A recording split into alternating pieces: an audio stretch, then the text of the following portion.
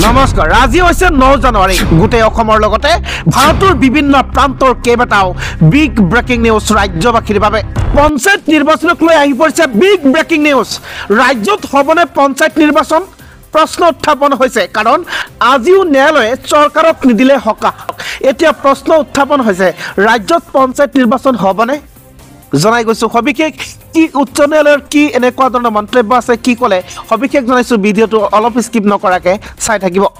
কি হ'ব ৰাজ্যৰ পঞ্চায়ত নিৰ্বাচনক লৈ এতিয়া অনিশ্চয়তা দীঘলীয়া শুনানিৰ অন্তত আজিও চৰকাৰক সকাহ নিদিলে ন্যায়ালয়ে স্থগিতাদেশৰ সংশোধনীৰ আবেদন কৰিছিল যদিও মান্তি নহ'ল ন্যায়ালয় চৰকাৰে বিচাৰিছিল বিবাদিত জিলাসমূহক বাদ দি পঞ্চায়ত নিৰ্বাচন পতাৰ অনুমতি শুকুৰবাৰে গোচৰটোৰ পৰৱৰ্তী শুনানিৰ দিন ধাৰ্য কৰা হ'ল পঞ্চায়ত সীমা পুনৰ নিৰ্ধাৰণৰ বিৰুদ্ধে ন্যায়ালয়ত দাখিল কৰা হৈছিল এখন আবেদন কি হ'ব ৰাজ্যৰ পঞ্চায়ত নিৰ্বাচন এতিয়ালৈকে উচ্চ ন্যায়ালয়ে কোনো ধৰণৰ পদক্ষেপ গ্ৰহণ নকৰিলে 10 তাৰিখৰ পিছতে অধিনিয়মৰ লগতে নিৰ্বাচনৰ তাৰিখ ঘোষণা হোৱাৰ সম্ভাৱনা ব্যক্ত কৰিছে ৰাজনৈতিক মহলে ৰাজ্যবাসীৰ বাবে এটা বিগ ব্ৰেকিং নিউজ দিল্লী নিৰ্বাচনৰ পূৰ্বে অৰবিন্দ কেজৰিৱালে যোগদান কৰিলে বিজেপিত হয় দিল্লী নিৰ্বাচনৰ পূৰ্বে গেৰুৱা হল কেজৰিৱাল অৰবিন্দ কেজৰিৱালে বিজেপিত যোগদান কৰিলে নেকি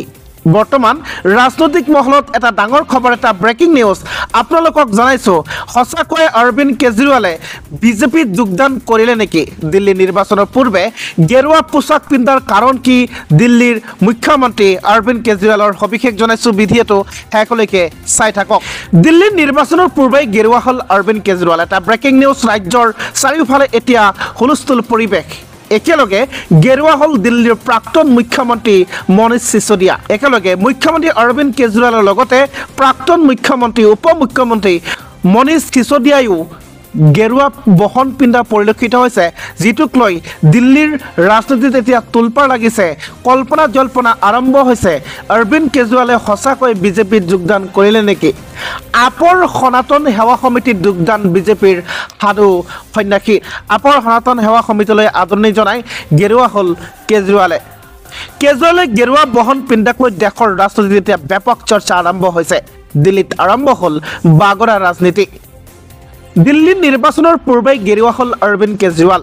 বন্ধু বান্ধৱীসকল অৰবিন্দ কেজৰিৱালে দিল্লীত যিখিনি উন্নতি কৰিছে শিক্ষাৰ ক্ষেত্ৰতে হওক বিভিন্ন ক্ষেত্ৰতে যিখিনি উন্নতি কৰিছে তাক লৈ আপোনালোকে বিচাৰিছে নেকি অৰবিন্দ কেজৰিৱালে বিজেপিত যোগদান কৰক বুলি ভিডিঅ'টোৰ কমেণ্টত আপোনাৰ মতামত জনাবলৈ নাপাহৰিব আগবাঢ়িছোঁ আজিৰ পৰৱৰ্তী গুৰুত্বপূৰ্ণ খবৰ ফালে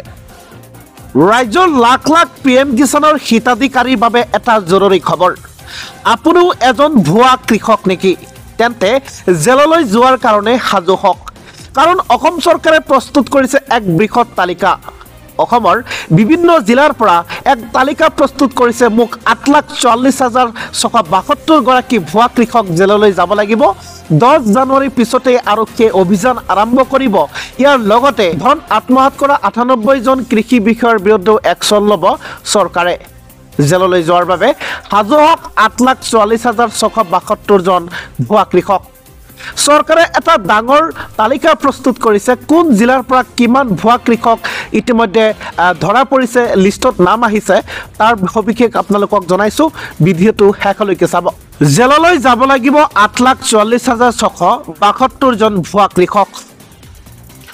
ধন আত্মসাৎ কৰা 98 জন কৃষি বিষয়াৰ বিৰুদ্ধেও হ'ব একশ্যন 8,44,672 জন ভুৱা কৃষকে ধন আত্মসাৎ কৰাৰ অভিযোগ PM সন্মান নিধিৰ এই কেলেংকাৰীক লৈ শীঘ্ৰেই চলিব তদন্ত কৃষি বিভাগে তদন্ত ঘোষণা কৰিছে এই 98 জন কৃষি বিষয়াৰ বিৰুদ্ধেও 98 জন ADOৰ বিৰুদ্ধে চলিব তদন্ত কোন জিলাত কিমান ভুৱা হিতাধিকাৰী আছে আপুনি জানেনে বৰপেটাত আছে 2,03,839 জন নগাঁৱত আছে 1,16,068 জন ধুবুৰীত আছে 68,318 জন কামৰূপত আছে 63,113 জন বাক্সাত আছে 30,671 জন নলবাৰীত 26,897 জন পশ্চিম কাৰ্বি আংলঙত 25,799 জন লখিমপুৰত 46,410 জন। ভুৱা হিতাধিকাৰীক ধন মোকলাই দিয়াৰ অভিযোগত তদন্ত ঘোষণা কৰিছে দিছপুৰে। কৃষকৰ নামত ভুৱা হিতাধিকাৰীয়ে ধন আত্মসাৎ কৰা সহ্য কৰা নহ'ব। দোষী সাব্যস্ত হ'লে ভুৱা হিতাধিকাৰীয়ে দিব লাগিব ধন ঘূৰাই। হয়, এটা বহুত জৰুৰী খবৰ। যদি আপুনিও আপোনাৰ নামো এই লিষ্টত আছে বা আপোনাৰ জিলা কোনটো ভিডিঅ'টোৰ কমেণ্টত জনাব। যদি আপোনাৰ লগতো যদি আপুনিও এজন ভুৱা কৃষক তেনেহ'লে অতি শীঘ্ৰে ধন মোকলাই দিয়ক, অন্যথা আপুনিও জেললৈ যাব লাগিব।